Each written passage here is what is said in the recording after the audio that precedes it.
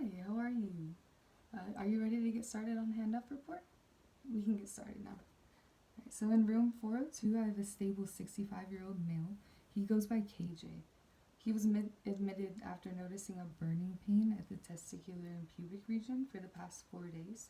His symptoms are likely related to his active stage 3 malignant neoplasm of the bladder.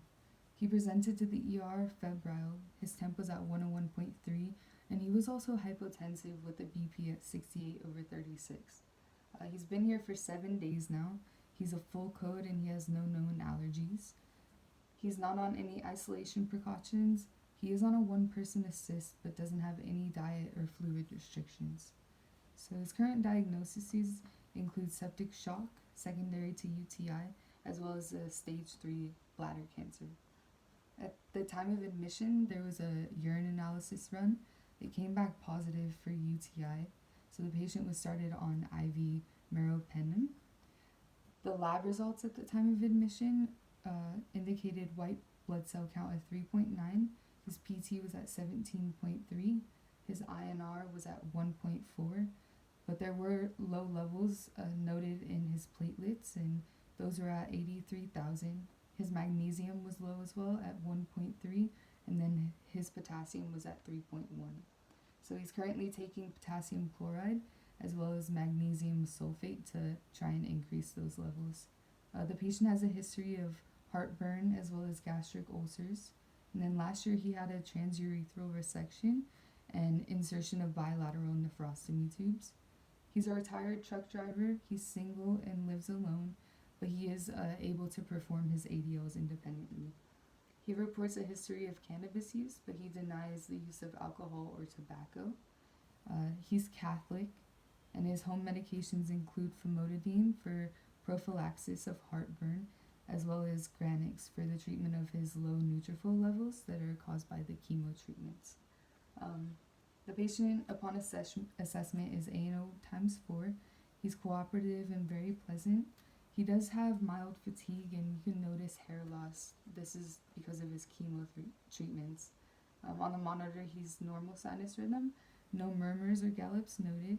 He has non-pitting edema to the bilateral lower extremities, but his cap refill is less than 3 seconds throughout, pulses 2+ throughout.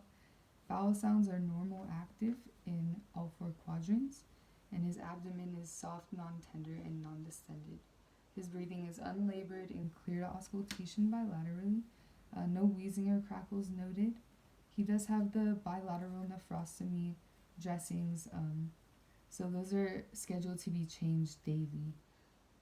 His dressings were changed today at 11:30, and these are clean, dry, and intact. He has a 20-gauge saline lock placed to his right forearm, with nothing infusing currently. He does complain of a 6 out of 10 pain to his right lower back, but there were no noted abnormalities at the site of the nephrostomy tube insertion. He has an order for acetaminophen as well as Vicodin every 4 hours PRN, and then his last dose was at 9:30 after he reported the 6 out of 10 pain. So 4 hours after 9:30, he'll be able to get his next dose. His labs do show improvement in the magnesium and potassium levels, but his platelet count is trending down, with most recent labs showing a count at 70,000 now. Systolic blood pressure has been trending in the 110s to 120s, and then in the last 24 hours, he had an intake of approximately 2,500 ml, and his output was about 1,700. The patient intake with his breakfast this morning was about 850 mLs, and then the output from his nephrostomy tubes was about 1,000 mLs.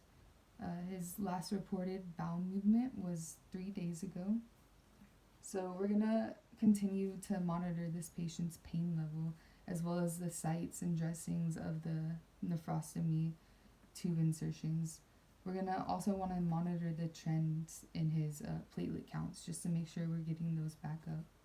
And then if the patient continues to take the Granix and the doctor doesn't discontinue the order, we want to be sure to monitor his lab values closely, as well as if he's scheduled to receive chemotherapy, we want to be sure to evaluate his CBCs to make sure they're within range.